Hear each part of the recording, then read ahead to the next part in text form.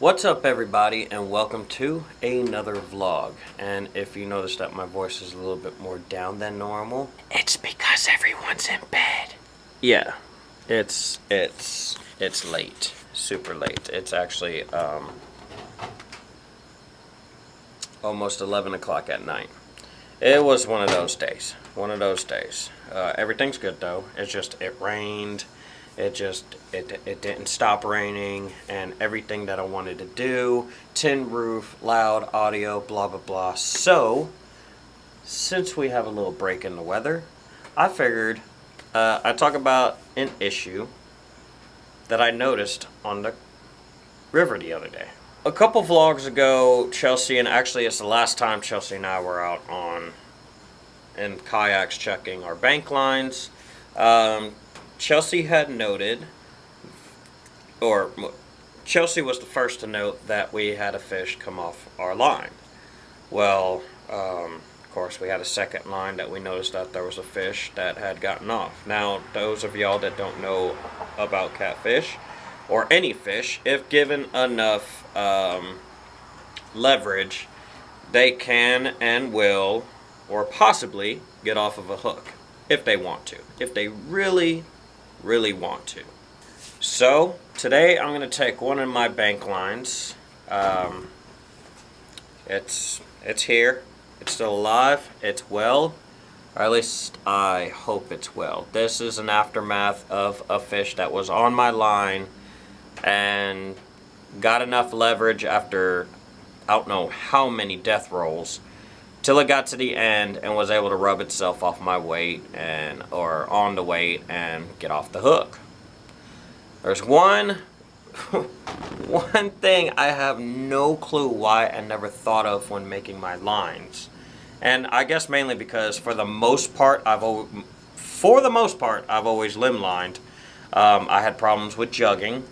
Those of y'all that know me, I'm not a big fan of it, mainly because of people stealing my gear or my fish right in front of me.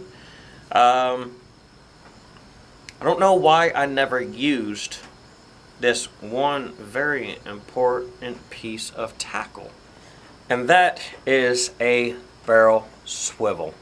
I don't know if that's focused in, but it is called a barrel swivel. If you would like to know the exact size, it is a size 3 by Eagle Claw. Of course, found at your local Walmart. It's because it's the closest store to my house, and when you have to get diapers and wipes and milk all the time, it's best just to make your path around the hunting section and fishing section and see what you can find on clearance. That was pretty much pointless. Why in the hell did I even say that? I love my family, I promise. Anyways, while we were on the river, I was sitting there thinking, why is this happening? This, you know, it didn't make sense at the time until I got all the way back to the house. I'm like, oh my gosh, if I would just using this little piece of tackle, if I would just using it, I could have probably had 2 fish on my lines. But my main focus at the time was creating a setup that I can have and leave this out. Set it basically under people's noses without them realizing it, or right in front of their face, basically, is what I'm getting at. And my lines, my gear, it would never be touched. I figured I'd use the same method in a way as I do my limb lines.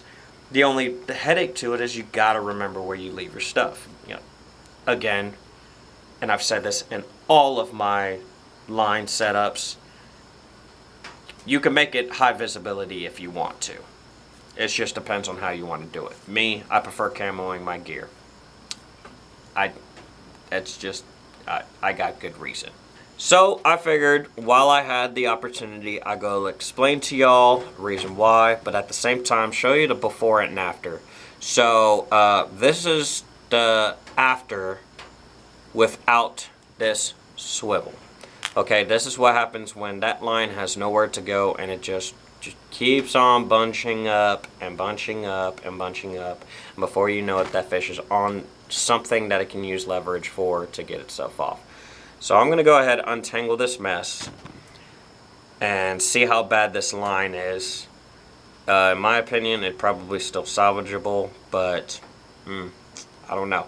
I've never had one of my lines get this bad, which kind of makes me wonder how big of a fish was on this hook. Alright, so I got everything untangled. It really wasn't as bad as what I thought it would be. There is some minor damage to the line, mainly the whole simple fact that it's not twisted like it was.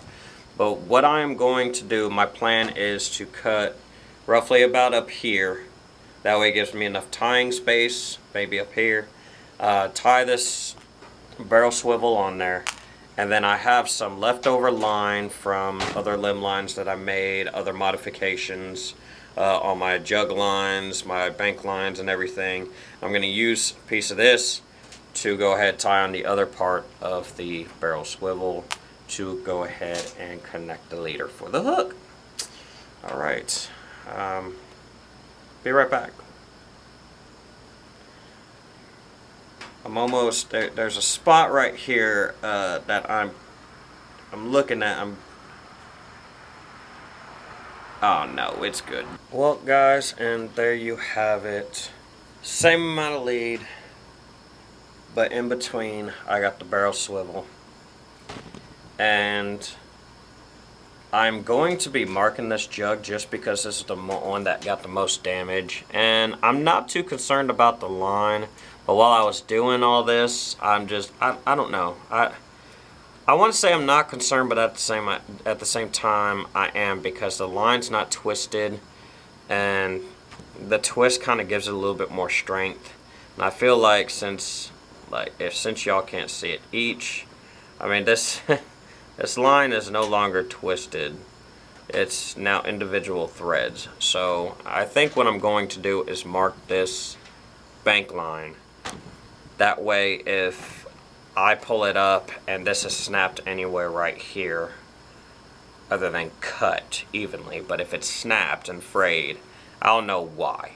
But I want to say I do have confidence in this line. I've been using it for several years, and it's never given me a reason to question it until now.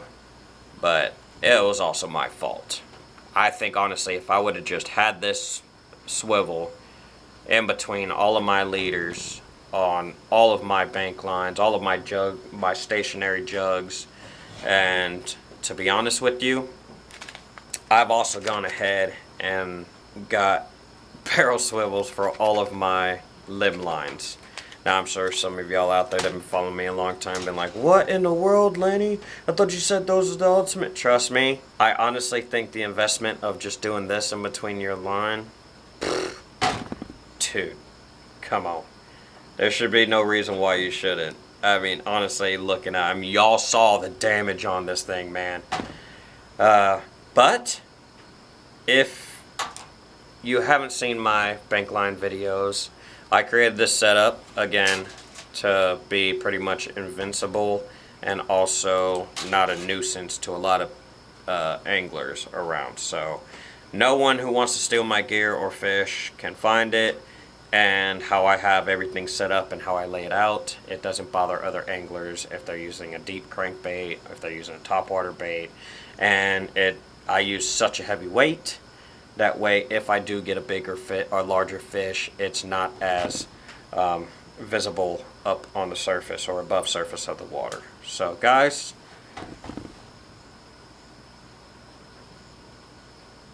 tomorrow's Friday. I get to test this out.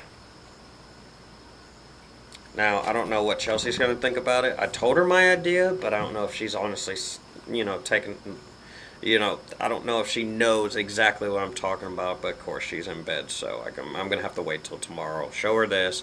Somehow managed to rush a couple of my bank lines with this new modification, and see what she thinks about it. For the most part, she agrees, but she's also pretty dang smart too on some suggestions when it comes to catfishing. So I'll take her word for it. But I honestly think this will be a really good idea. And well, doing a video at night like this is kind kind of relaxing. Anyways, guys, thank you for watching today's vlog. Would this be a vlog? Whatever. Tutorial. It's been a while since I've done a tutorial or how-to or whatever the hell you want to call it. I'm just going to call it a vlog, considering the fact that, you know, I am a daily vlogger. Ah, screw it. Whatever. I'm going to go to bed. Thank y'all for watching. I'll see y'all tomorrow.